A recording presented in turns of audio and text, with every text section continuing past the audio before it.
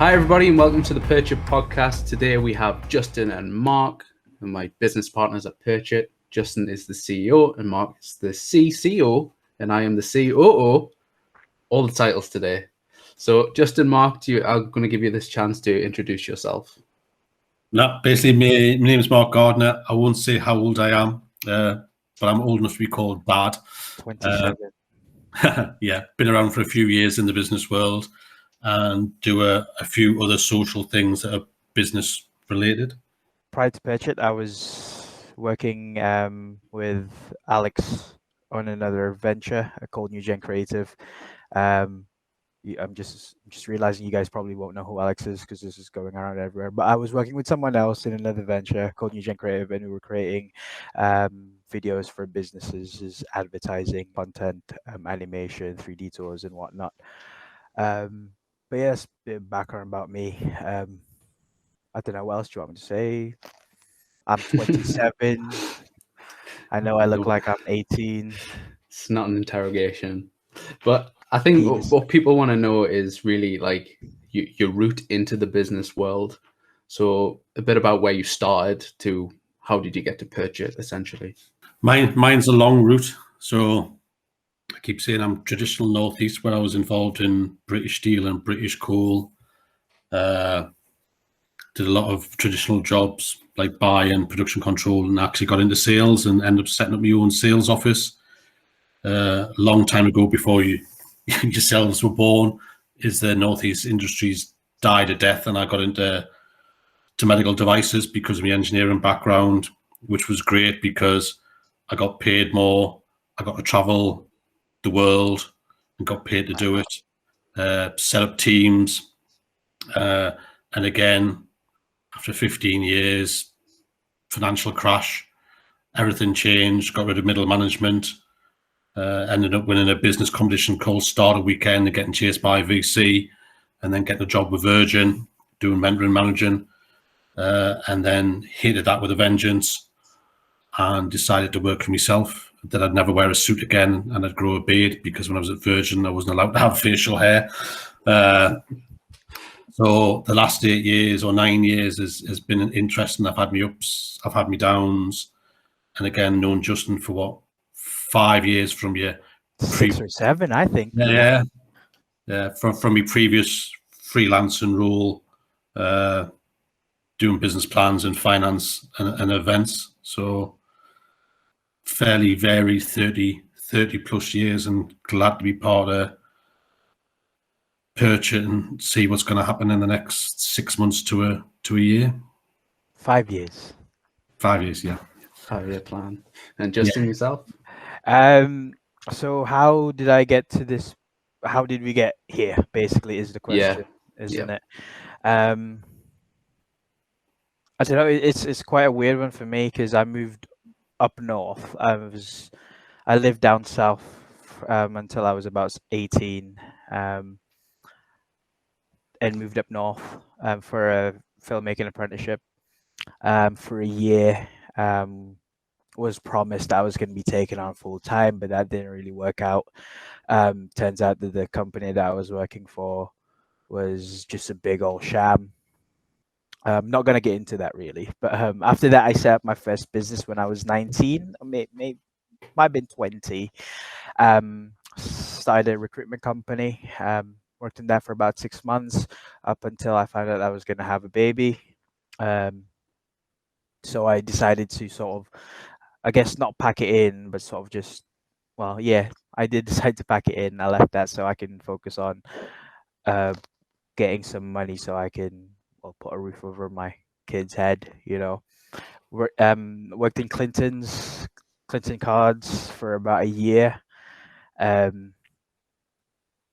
And then during that time, I was just like, I can't do this. I can't work for anyone else. I know that's like, I don't know if that comes across as arrogant or whatever, but I was just like, I can't do this. I can't work this 9 to 5 or like 12 to 8 daily shift doing the exact same shit, putting cards, helping people out with their, it was just that same thing every single day. And then I started my first company. I was just like, screw it, I'm going to go do it. This was, mind you, when Rose was born. I think she was about a month or 2 months old when I first started my first production company, called New Gen Creative. And that was, I've always wanted to be a filmmaker. I moved up here because I wanted to be a filmmaker. I thought at 27 I'd be in Hollywood making movies with Emma Stone, but that didn't happen. Um, but yeah, it comes like I worked New Gen for what, 4 or 5 years. That's where I met Mark, and it comes to you. There's a sudden realization after you've been doing something for so long, and you realize, oh, actually, I'm not that good at this. Then we started looking at bringing other people on board, getting freelancers to work, and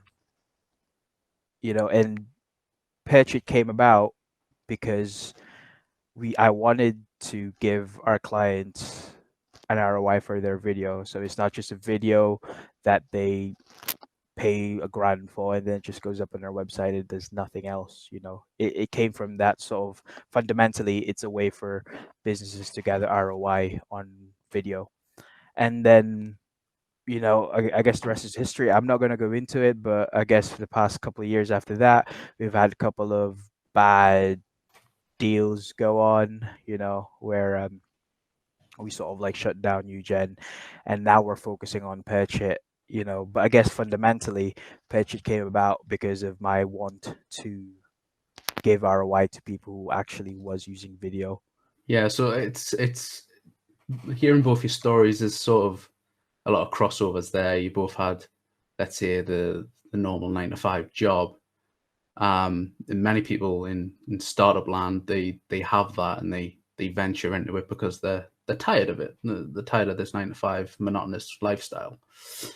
So what do you think are the main factors that drew both of you away from that sort of 9 to 5 sort of job into, working for yourselves? And so what was it? Was it a negative factor that brought you into the startup world? Was it, what, sod it, I just want to do it by myself? What sort of factors played a part in that? You know what? It's a couple of different things. It's not just working 9 to 5. I mean, don't get me wrong. Sometimes when we work, I come off at 9. I come off at 5. It's not that like 9 to 5 every day. It's more to do. It's like I said, it's a couple of factors. It's not enjoying what you're doing. One of them, especially with the work that I was doing. I was working in retail. Yeah, it was just that type of work isn't enjoyable for me. Like, I like interacting with the customers. That was probably one of the aspects of the job that that I liked doing. But at the same time, it's the idea of working for someone else. I was a supervisor at the shop. I knew how much it made a day, and I know, obviously there's a lot of factors that goes into running a massive business like that, but I know how much they make a day. I know how much I make a day, and there comes a point where I was just like, I know I can do this. A lot of people would pay for what I can do. At least the idea of doing that got me started into doing what I do, what I've done so far. And I think it was during the time when there was a lot of entrepreneurial, BS everywhere, whether it's, well, online mostly, So you could say I got sort of sucked into that sort of mindset. And I'm ashamed to say that's probably one of the things that got me started, but it wasn't one of the things that kept me going, if that makes sense. I'm glad that it was there to give me the push that I needed, but now that I'm here and actually doing it, and I'm not in any shape or form successful, but I know what is entailed in doing what I do.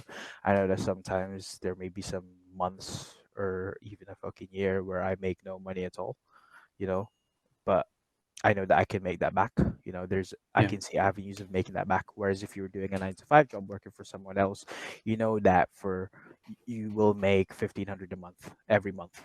But yeah, I mean, I guess that's my answer. Mark's here now, so he can do his spiel unless he's fixing his computer.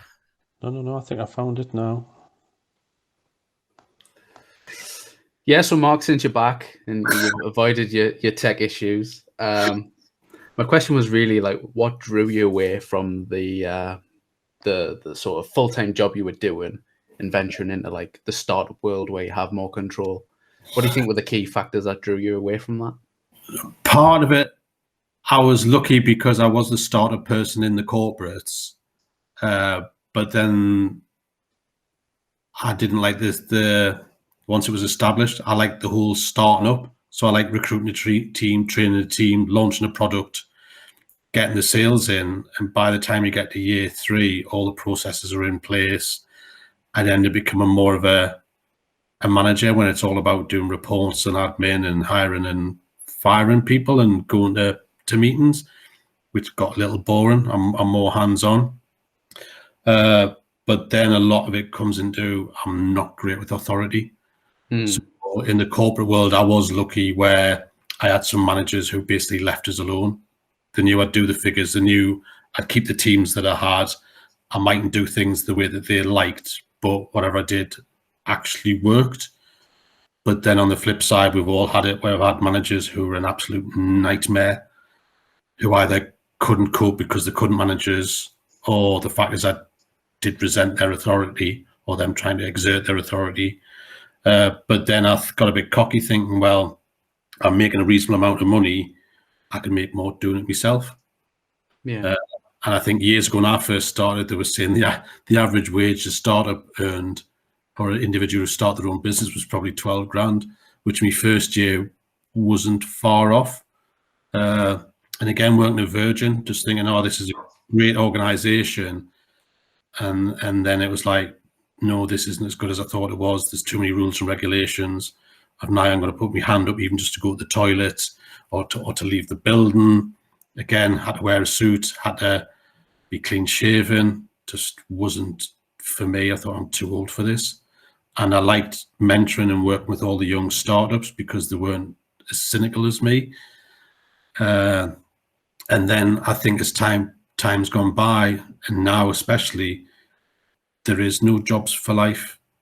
And basically there's a lot of new job creation, as in creating new roles. So I came from an age when there wasn't a piece, even Windows, there wasn't mobile phones to come through all this technology. I've done stuff with 16, 17-year-olds and basically saying you've got 50 years ahead of you what you want to do. You can actually create some of your own jobs. So if you want to be an artist or a blogger or even do podcasts, this stuff wasn't even really around 5 years ago, never mind 10 or 20 years ago. So, and I think we're in an age now where it's basically you can do what you want for quite a low cost, and it's worth the risk. And for me, the idea of sitting in an office 9 to 5 every day of the week, to me, is a little bit soul destroying. Sometimes it's not all about the money, it's about the people you work with, the culture, having fun. And yeah, I'm getting on a bit, but if I've still got 10, 15 years left to work, I want to enjoy it. And one of my sayings is I'm half as rich and twice as happy because I have that personal freedom. So I'm not bothered about titles and status. I've been there with those expectations. I'd rather do what I want, that I find fun, and work with people that I want to work with. So I think it's a long way of answering the question, but that's how I got there. No, I think it's right. I mean, I only entered the business world in 2019 when I graduated. So I've never had that like 9 to 5, that structure, all that. I've basically been thrown into that startup lifestyle. And I think reading stuff online and reading from your experiences and stuff, I feel personally, I think I would have absolutely hated that. You know, having a manager, being in a subordinate role. Because my background is video games. I was game designer, developer. And I just think like, I don't think I could spend 3 years under someone's wing. You know, when I joined Justin and Alex at NewGen, they gave me that platform to have, yes, it was structure, but there was the freedom of, you know, like you said, building a team, working on cool projects and stuff.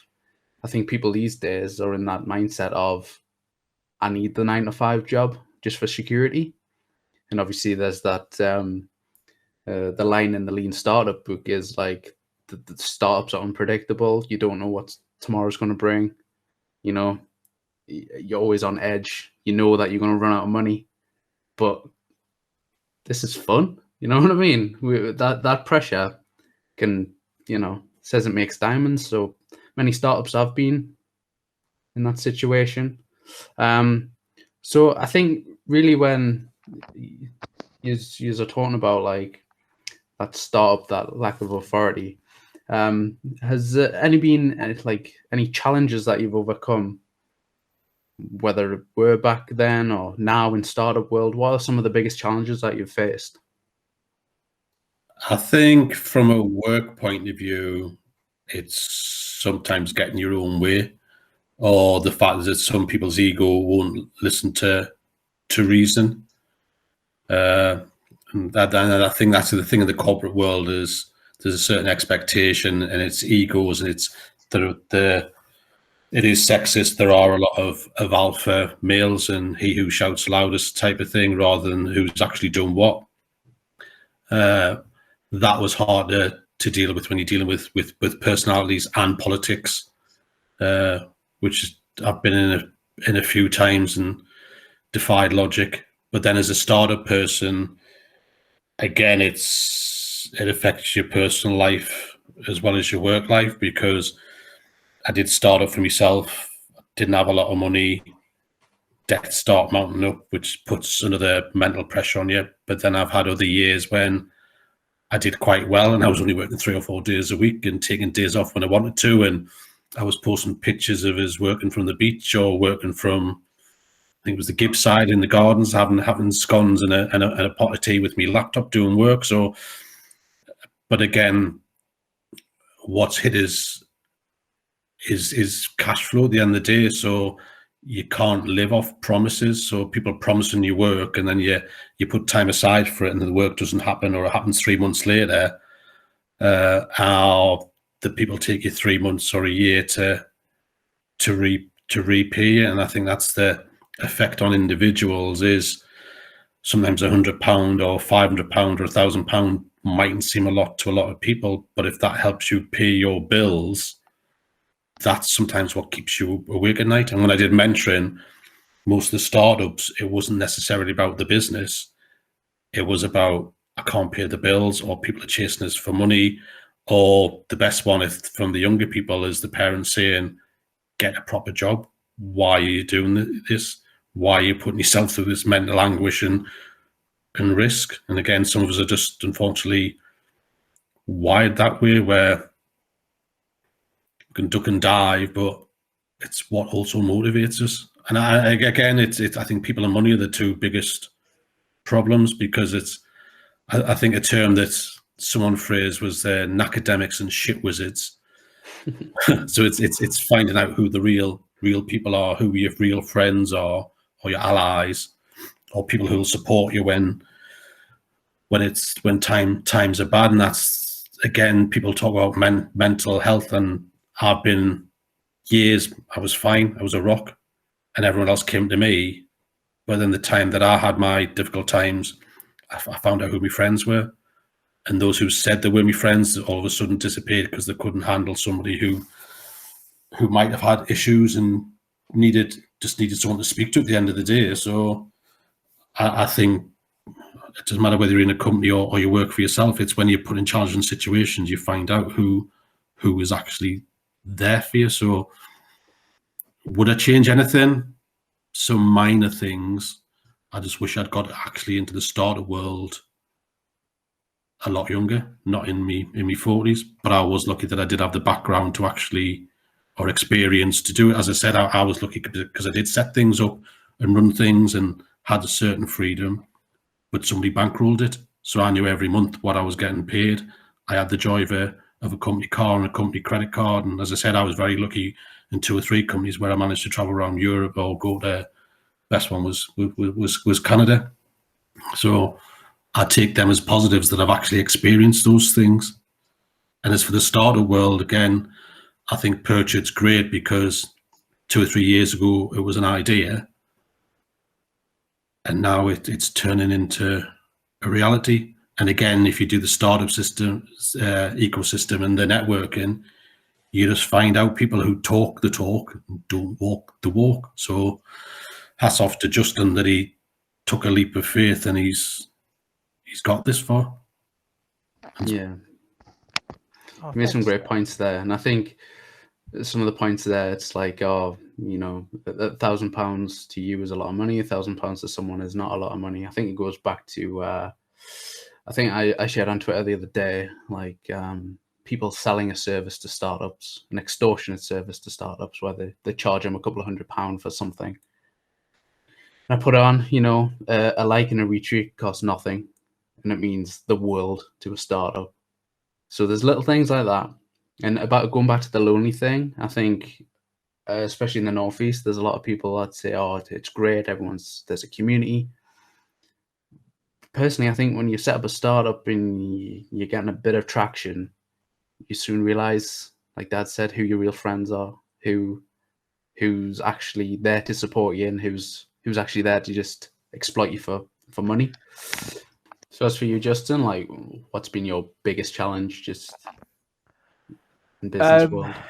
Biggest challenge, I mean, one of the main ones for me, I guess, is quite similar to what Mark was talking about before.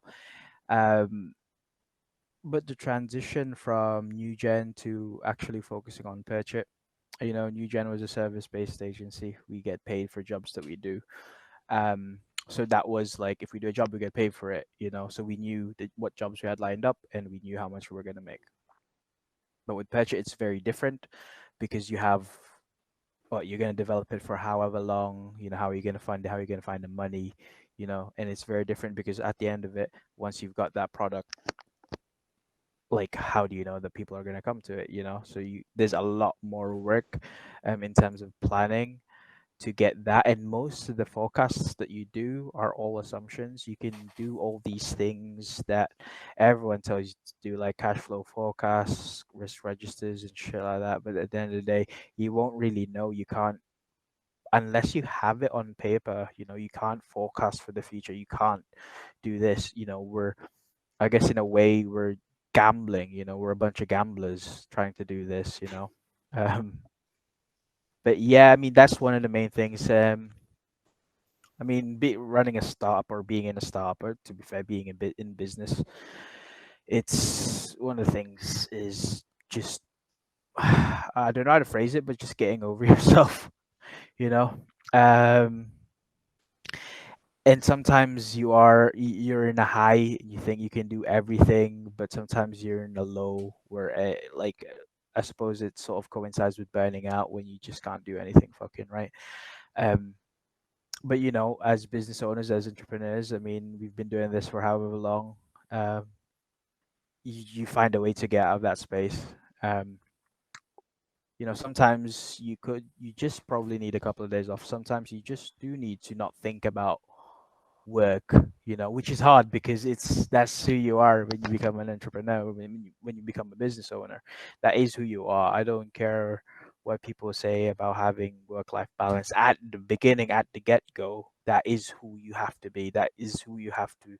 It consumes you, you know. Like, a lot of people go on about work-life balance, but like, probably if you're in a position where revenue's coming in and you've got a brand out there that is getting the right attention, that it wants and slash needs, you know. But as a startup, if you're pushing for getting revenue, or pushing for like the attention, it does consume you. But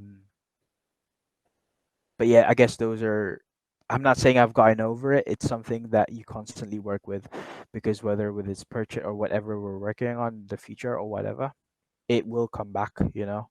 So it's, I mean, I suppose experience comes into effect there, like, so you can find out or realize, oh yeah, I'm about to go in that spiral, I need to get myself snap out of it. But to be honest with you, sometimes it just sneaks up on you and you're like, what the fuck just happened? Why am I like this, you know? But yeah, I don't know if that makes sense. In my head it does, but I guess those are my main two concerns. Actually, going back to what Mark said about like how people are wired. I come from an Asian family. I don't know if you guys noticed, but yeah, I come from an No. Asian family. Um, Growing up, my parents had 9 to 5 jobs.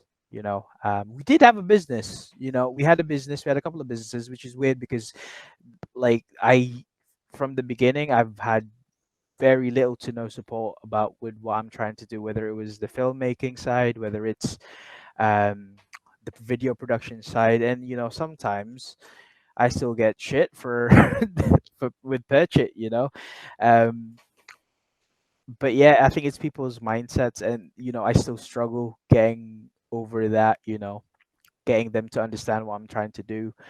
I wrote a blog post yesterday, and I highlighted like sort of the risks that my mom took to come over to England. Um, just to basically it was to get me here, not even my brothers, because my brothers were both over 18. But so it was to get me in England so I can have a better life, But it's funny because we were like middle class to upper class in the Philippines. Over here we're working class. But I realized that actually, yeah, I have no prospect if I stayed there. I'd have to literally be someone in the healthcare industry. Yeah, be a nurse or be a doctor for me to have a good life over there. Um, and don't get me wrong, at the moment we're not like swimming in pounds. Things are tight, things are, but it's like, we have that freedom that Mark spoke about, and at the end of the day, we have it's a bigger picture. It's not just working 9 to 5, knowing that every year you're gonna make X amount. You know, we have literally that gamble. Not, I don't want to call it a gamble, but that sort of situation where we could go from this to something 100 times what we're doing now, or even 1,000 times, sometimes maybe even just 10 times what we're doing.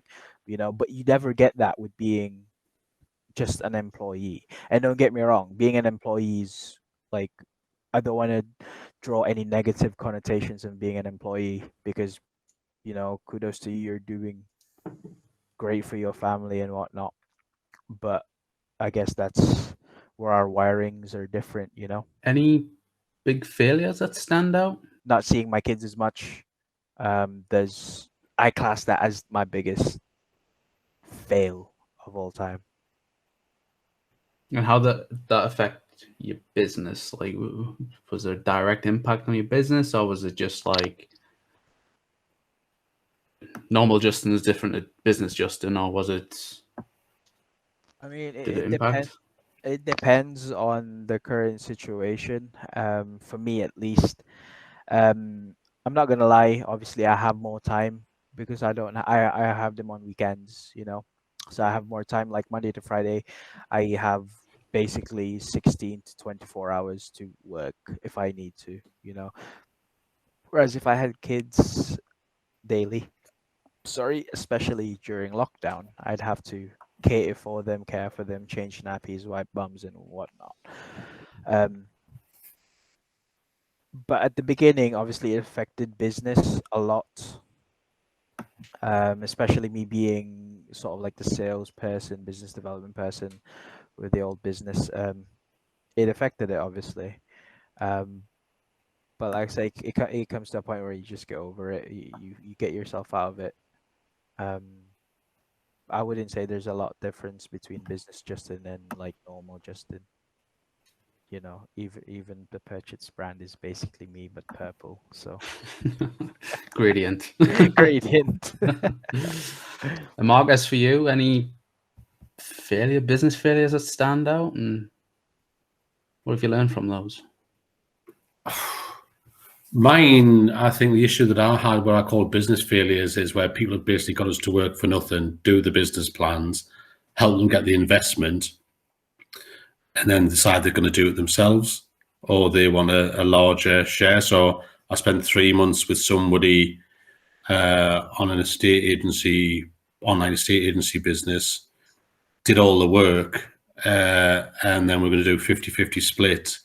And then he walked in to sign the agreement and said, "Oh, I've been advised that I should have 51%. And I basically got up and went, "You can have 100." Mm. and basically walked out the door. And I've had a couple of people like that try and get us to do work for nothing. And again, it's gets sick of building what I call building castles in the sky for somebody else.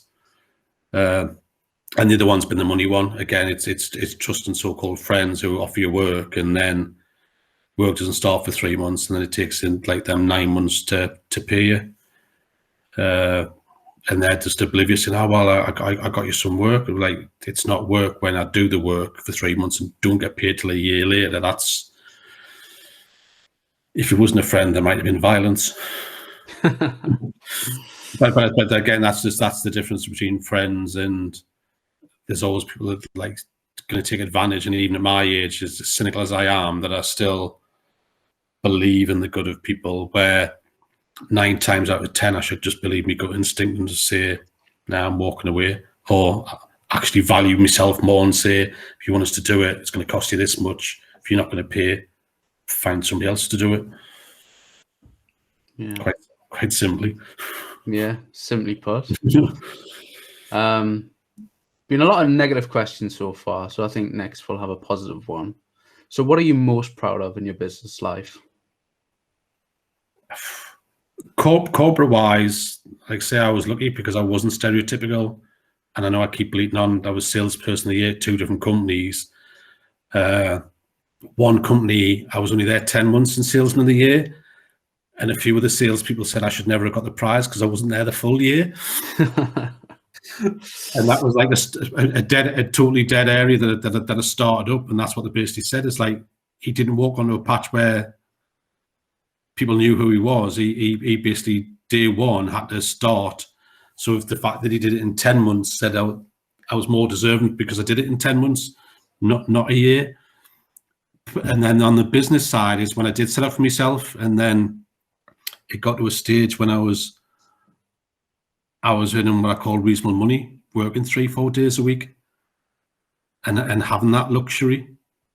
And to some it's more than a living wage, and it's probably double what we're getting paid now, but it's enough where I wasn't rich, I wasn't poor, but I didn't have to worry what was in. I knew I had money in my bank. And again, it's one of those things where I could go and do nice things or spend money, and then I think when I'd finished that, I was still sitting with 10 grand in the bank, which I don't think I even had when I was earning lots of money, because I think it's one of those things, you earn the money, you spend the money. Yeah. But because of working for yourself, as I said before, 1 month, if you're waiting for payments, I'll have nothing in the bank. Another month, I'll have 3 grand in the bank. Another month, I'll have 6 grand in the bank. Then the following month, I'll have nothing in the bank. So I learned when I did have the money is that I was sensible enough to actually put it to one side to cover us for when I didn't. So, and again, I think Justin said, it's this, I know we're going about the work-life balance, but I know when I did work for a corporate, I was never home. I'd leave on a Monday morning, come home 8-9 o'clock Friday night, sometimes even leave on a Sunday night. Kids would ask to play to us, and I was writing reports. So the bizarre thing is that, yeah, I'm in a different relationship now, and I probably see a lot more of my kids and have a better relationship with them and have more quality time with them. So even doing this, where I might be busy, but again, it's the option to say, right, on a Wednesday night, I'm finishing a couple of hours early, I'm going to pick them up. And yeah, I think some of us been in the same situation with trying to homeschool kids while trying to do a job which a lot of the UK has been trying to do. But it's been nice to have that opportunity, because again, if I was working in a 9-to-5 job in an office, I'll be beholden to somebody else to say, well, no, you need to come to the office. You can't work from home, or you can't have the option of looking after your kids while you're doing that as well. So bizarrely, that's one of the plus things of doing this role under these current circumstances. So I think the flexibility, or us knowing each other and knowing each other's personal circumstances, allows us a degree of flexibility, because we know when the work has to be done, we'll do it. Yeah. I think one of the undervalued things about the pandemic is how close it's actually brought families. You know, you go more quality time with your kids, you can spend time with your your family and stuff like that. And it's just like, I know there was a huge sigh of relief on Monday when they all went back, but I think during those months, I think that little quality time is surely leave a lasting impact. The next question is really like, what motivates you personally? Like, what are your goals in life? Mine's simple, is to build things. I like, as I said, it's always, even when the corporate world, I love being involved in projects, or I kept getting called into different projects for product launches or whatever. Just again, because of the way that I'm wired. And again, with this, it's building something and seeing it being a success. And it's a constant learning experience. So yeah, I can use a lot of experience, but sometimes having a lot of experience can sometimes be a curse, because it makes us more cynical about things rather than being a lot more open-minded. So for me, it is that simple thing of at the age that I am, I still get bored. And I say that's the thing. If I had a proper job after 2 or 3 years, that's what I've done every 2 or 3 years. Used to change jobs just because I can go and start something new again because it got boring. So in fact, again, the age that I am, I still like learning little things. I still like to build things, and I think hopefully that'll keep us going when I'm older. Hopefully I won't go senile too quick. And Justin, yourself? I mean, what motivates me? I to be honest, I I don't know how to answer this question. I guess the kids play a massive part with what I do. Want to make sure they're well cared for when I pass, you know. But I'm sure there's something more. You know, it's not just about that. At the end of the day, it's funny because Katie was actually asked me this question a few months back when we were at the office. She was like, "Oh, why do you do what you do?" And I was like, "For the kids," and she was like, "That's bullshit." You know, so I guess in a way, it is partly because of the kids, but I do want to be in a position where they're cared for when I pass, and when they have grandkids or whatever, that there's still some value that I'm still giving them, you know. Getting near the end of this this podcast. What advice would you give anyone thinking of starting their own startup or a small business?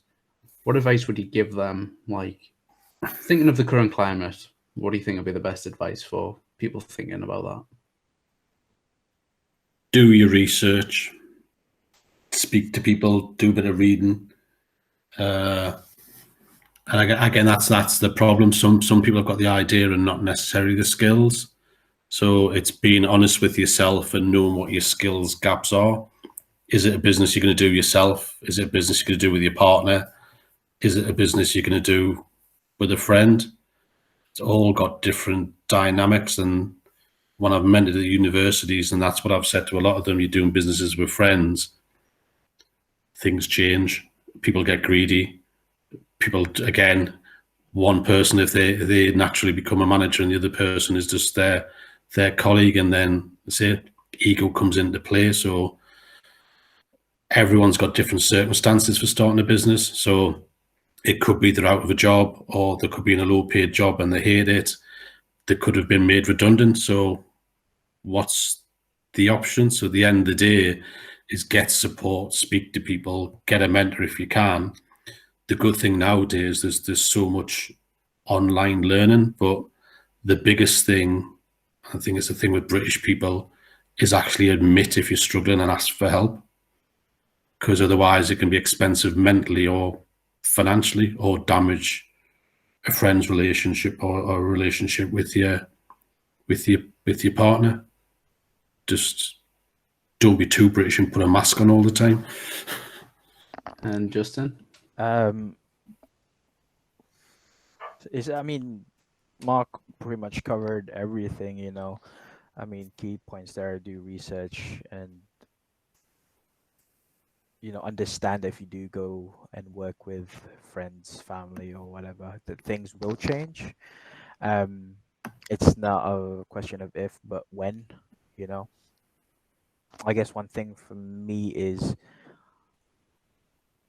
if you're starting a business, you think you're good at it, you think you can do it, like everything you think, if that makes sense, everything you think you think you can do, but there comes a point like where you think, oh shit, I can't actually do this. And like as Mark said, ask for help, and one big thing is it's not going to be easy.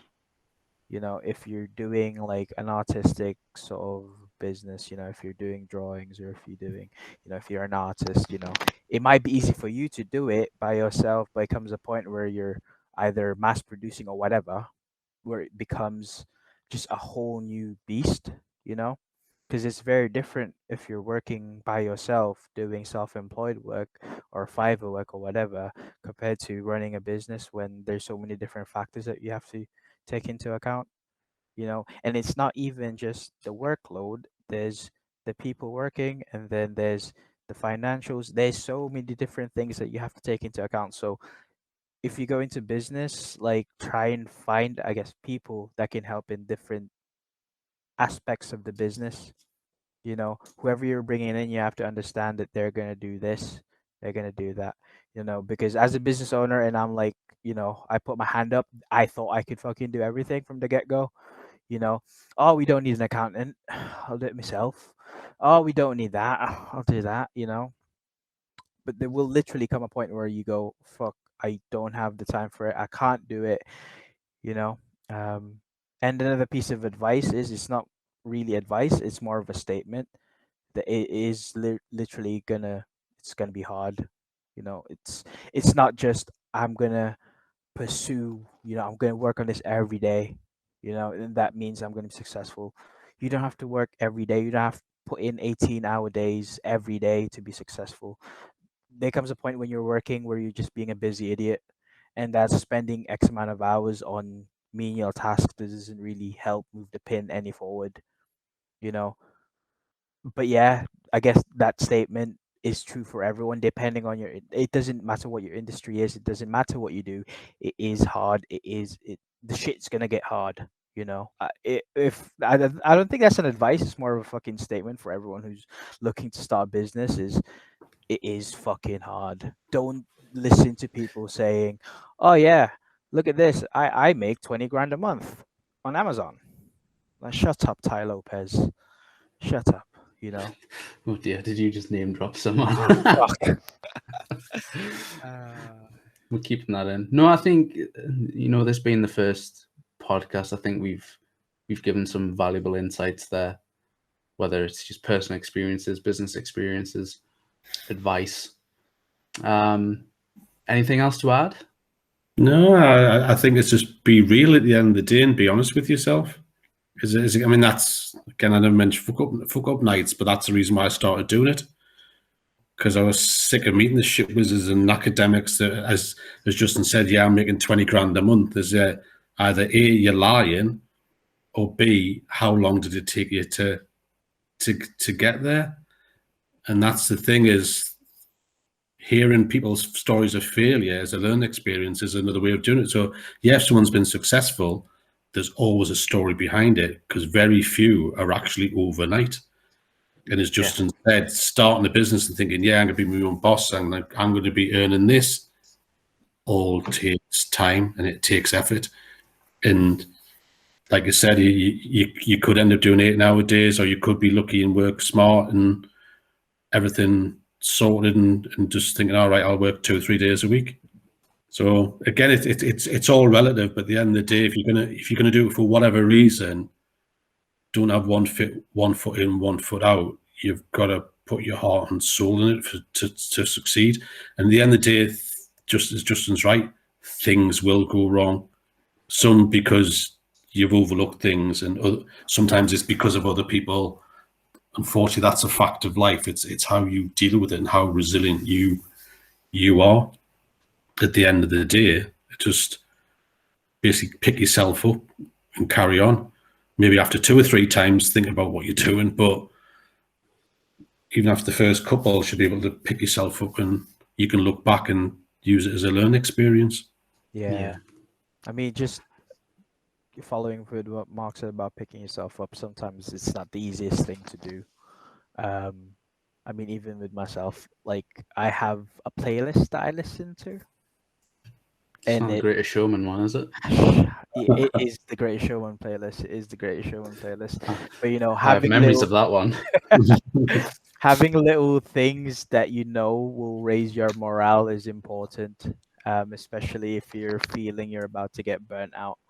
But like understanding yourself and knowing yourself well enough to know what to do is also important. You may not know it from the get-go, but once you find that, you can always come back to that, even if it lifts you up a little bit. Because a big part of what we do is also about having like that outlook that we are going to be able to do this, we are going to be able to do that. So it's that morale aspect, having high morale is good because that's what keeps you going. But yeah, having those little cues or little tactics that you can do, is really, really helpful. Like Carl said, mine is the Greatest Showman soundtrack. Hugh Jackman, I love you. And the last part is, I'll give you a couple of seconds each to plug yourself, what you're doing, where can people find you if they want to reach out. Yeah, well, it's obviously Mark Gardner on LinkedIn. You'll see my beautiful face with a microphone in hand. Obviously, Purch It, which is www.purchit.co.uk. And the other thing that we do, which is the Tech Pre-Accelerator that we do between us, which will be happening. Applications are open until March the 22nd. So that's www.startupboost.org. And again, that's another good thing for the ecosystem for people who want to start in the tech scene. Justin? For me, I just want to plug obviously purchit.co.uk. Quick line for it is we help brands and consumers connect through traditional advertising. Been working on that for a while. That wasn't rehearsed, was it? It wasn't rehearsed. It's not me in hand. Next psychological step. Absolutely. But yeah, if you guys want to check it out, I'm gonna get Carl to post this on LinkedIn, and the link will be at the description.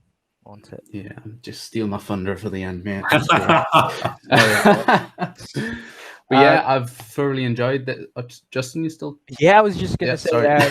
it's probably good to mention that in the future it'll be us three or a mixture of us three that will be hosting the podcast. And we're also playing around with ideas on how we are going to deploy this. So whether we're just going to record it and post it, or whether we're going to have a live version. I think we're going to do a couple of recordings first and build up to the live version, so we can get our like tech issues and fucking swear words out of the way, But it's business. People swear. Yeah, it's real. Let's keep it real. But anyway, thoroughly enjoyed your company. People watching this, it'll be on YouTube first. So if please leave a like, add some comments. We are going to be looking for guests in the near future. So if you want to be on the podcast, please let us know. From me, this has been the first episode of the Purch It Podcast. I think it's went very well. Justin, Mark, thank you for your time, and we'll call it a day. See you later. Bye for now. See you later.